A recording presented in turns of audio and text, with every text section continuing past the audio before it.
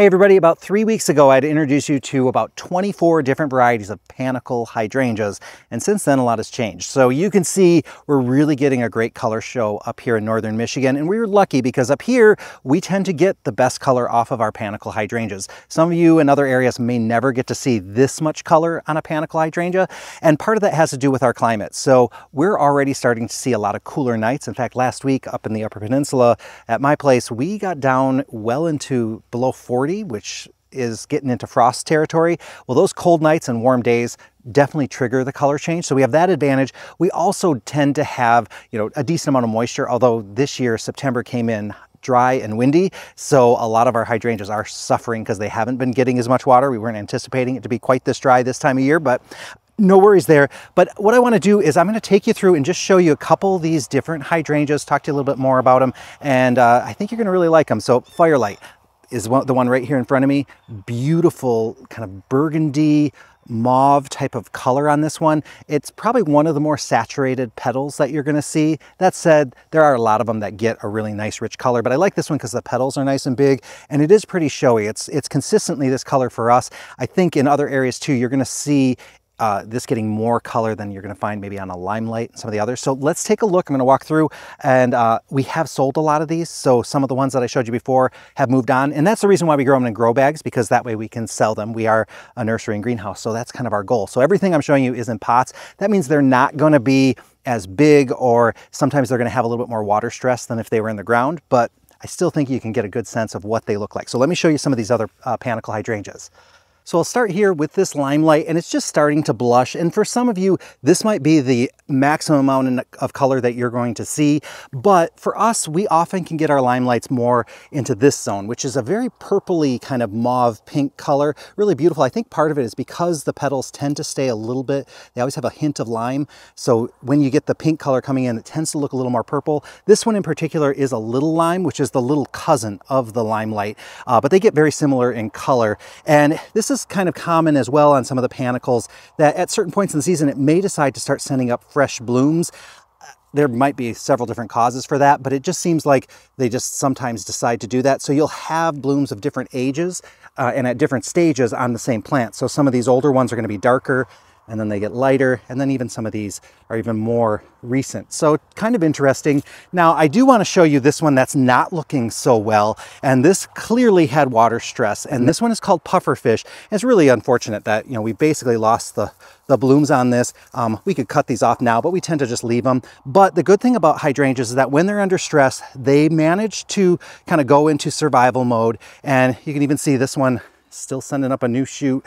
So now that we've upped the water, and this one it's particularly must have been with the particular watering hose, because this is another one, but again we're still seeing this early browning, and this we shouldn't see. Now the pufferfish does not necessarily turn color, so this is about as much color as you're ever going to see on a pufferfish. It tends to stay that kind of limey ivory color, and then as it blooms, you'll see right at the end it shoots out one more little tuft of blooms. So if we look here, you can see that. Now, like I said, normally the pufferfish wouldn't have these brown flowers on it quite this early, but because of water stress it does, and this one does seem to grow really fast and it likes its water. But it's really nice because they do tend to get covered in bloom. So if you got this one, make sure you're giving it a lot of water because it'll be much happier. And then this one over here is the Love-A-Lot Pink, and this is a more unusual variety. A lot of people aren't familiar with it, but it's really beautiful. And you can see we're getting a little premature browning on this, so it is a case where these need more water than we're able to give them right now. I'm still happy with how they look. At least from a distance they look fantastic, but it's just really a beautiful hydrangea. This is really indicative, I think, of kind of what the panicles usually look like. So they're really giant panicles with really strong stems. Look at this. This is so densely packed with flowers.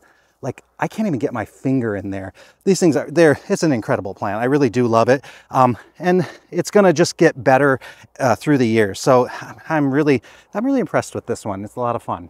This one here is a new one called Little Hottie, so it doesn't get a real intense pink, but it is a beautiful kind of that purpley mauve color. You'll notice the flowers on it are really quite petite and compact, so a little bit of a flower, maybe more similar to, I'd say, a bobo, but it does get more color than what I've seen on the bobos before. After looking at the other ones that I showed you, the intense color of these firelights really does contrast. It's so dark, so brilliant, and I mean, some of these, the flower heads are absolutely huge. So it's a real winner. Now over here, this is a little quick fire. So this is more of a lace cap. This is regular quick fire. So again, you're seeing that lace cap gets really nice color if it's getting enough water. This is one where if it has a little less water, you're going to see a little less of that red, a little bit more of kind of that mauve and dark color on it, but a really good one for early blooms. Another one that's great for color is the Quickfire Fab. So another earlier blooming one, gets that fantastic color going pretty early in the season as well. And the flower panicles are absolutely huge, really tightly packed as well.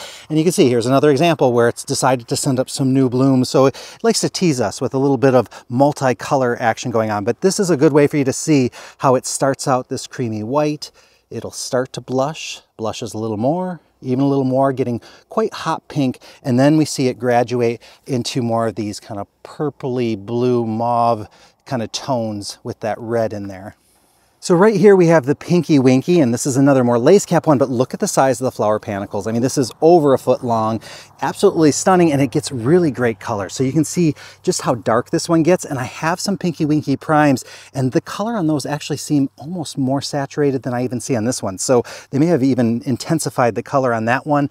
We'll pop over here and take a look at some of these. I think that one's a quick fire. Let's see what we have. This is probably a little lime. Let me see. Yep. Another quick fire. Here's a bobo. This one, you can tell it's got some water stress, so we're getting some browning going on. Here's a bobo here. Actually, that's really great color for a bobo. Sometimes the bobos, I don't get to see quite as much pink on it. So looking good there. Let's see, what else can I show you? Here we got a beautiful vanilla strawberry, so you can see great color on this, a little bit more petite blooms on it, but looking really good.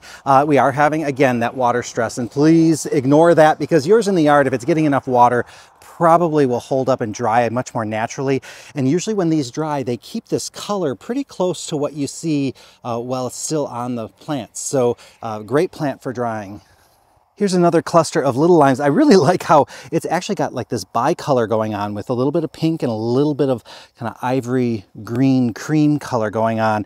I mean, this thing is loaded with flowers too. So these are really quite happy. Like I said, sometimes limelights don't get that color, but these are doing kind of their own thing here. And that's one thing that I want to make sure you know is that the color can vary from year to year, from location to location. Even on the same plant, sometimes you'll see some variation on them. So it's really all about the conditions at the time when it starts to change as to, you know, how much color it gets and exactly what it looks like.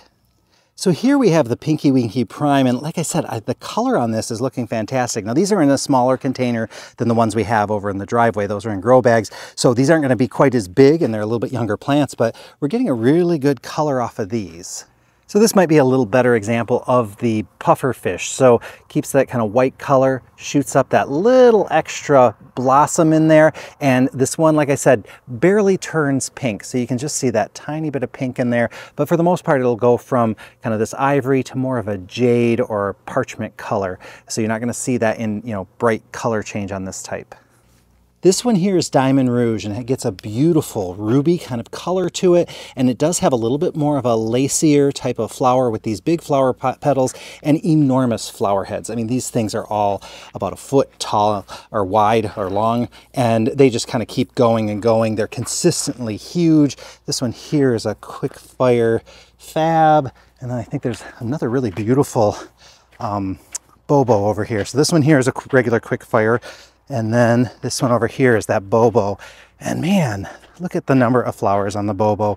You can't beat this one for flower coverage. And then when it does get this beautiful pink color, it's really quite nice. And here's some white diamonds. So this is a lot like the Diamond Rouge, but it doesn't get quite the intense color. Now I'm going to show you some hydrangeas that really suffered during that heat wave that we had at the beginning of the month. It was 95 degrees, windy for days on end, and it happened at the most inopportune time because, first of all, I wasn't here and a lot of our waterers had gone back to high school, and so we were adjusting kind of to the new schedule, which usually isn't a problem this time of year, but it all hit at one time. And when we're taking care of stuff here at the greenhouse and nursery, we kind of do things concentrically. So things in the greenhouses kind of take priority, and then everything in the sales area for trees and shrubs, that's kind of the next circle. And then things out in the yard, those kind of get put off, and you're going to see what happened to some of these. It's a little scary, but I'm not too worried. So I'm going to show you exactly what to do if you find yourself in this situation where plants didn't get enough water. So I'll ask you to overlook my overgrown clary. This got a lot taller than I ever expected, and it's hiding a lot of these hydrangeas, which I think is part of the reason why they got missed and nobody noticed. Look at the dry leaves on there, the dying flowers. I mean, this thing looks like it's a hopeless case, but don't give up on a hydrangea, because when it gets under drought stress, it goes into protection mode, and so it lets some of its leaves die, but notice it preserved a couple of those leaves. So any of the dead branches I could cut off now. I think I'm going to just leave them for now, and I'm going to just let those other leaves do their job. This one's in rough shape too, but I still see green living leaves in there. So there is still hope for these. I mean, if you saw this in your yard and you had planted it this year and this is what it looked like, you probably would be crying thinking it's gone. Well, it's going to look rough now, but we're going to treat this like any of our other hydrangeas. We're going to go and let it go dormant. Once it goes dormant, we'll do our pruning either in the fall or early spring. And there's a good chance that this thing is going to be kind of not even missing a beat next season. It's just one of those plants that can pull through a lot of conditions. So don't panic. I mean, if this happens, get water on it, let it soak really, really deep. Don't let it dry out again. But you don't also want it to be just sitting in pools of water or anything like that. You just want to make sure that that soil stays moist. And you can see we got just these here all turned brown, but the flower or the leaves themselves, none of them got lost. This one here, this early evolution, actually this one held up pretty well. I mean, the flowers are all dried up, but that's not an issue at all. So yeah, when I first saw these, I thought, oh no, they're goners. But putting water on them for an extended period of time, they were able to recover pretty well. And I guess while I'm over here, I'll show you my little joy garden here.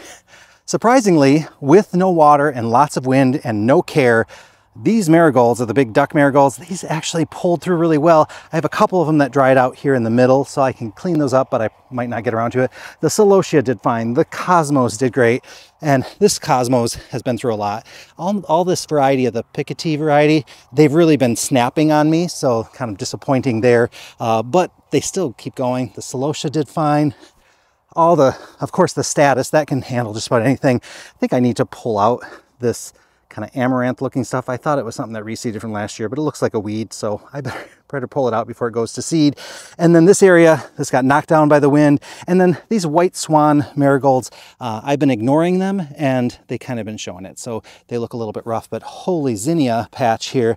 The zowies are looking fantastic. I think these are probably Oklahoma mix. These here, I believe, are like the Queenie, one of the Queenie ones, Queenie Lime or Queenie something or other. My cocoa marigolds are kind of on their side, so they're not holding up so well. But hey, I just thought I'd give you a peek over here.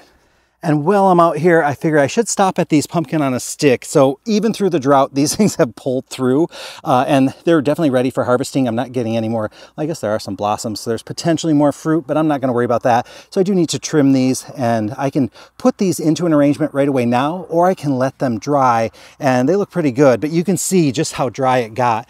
All my ornamental peppers really took a hit over here from that dry condition. But hey, you can't complain when something like the pumpkin on a stick just kind of keeps going and going. Between the bugs and the bad weather, this one just pulled through no matter what.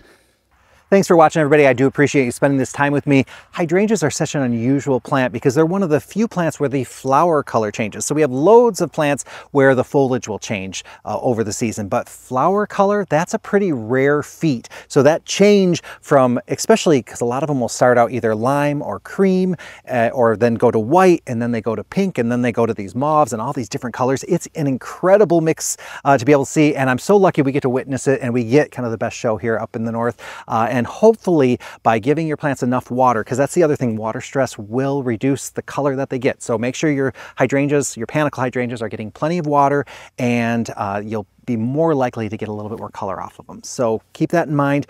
Thank you guys for watching. I'll see you guys all next time.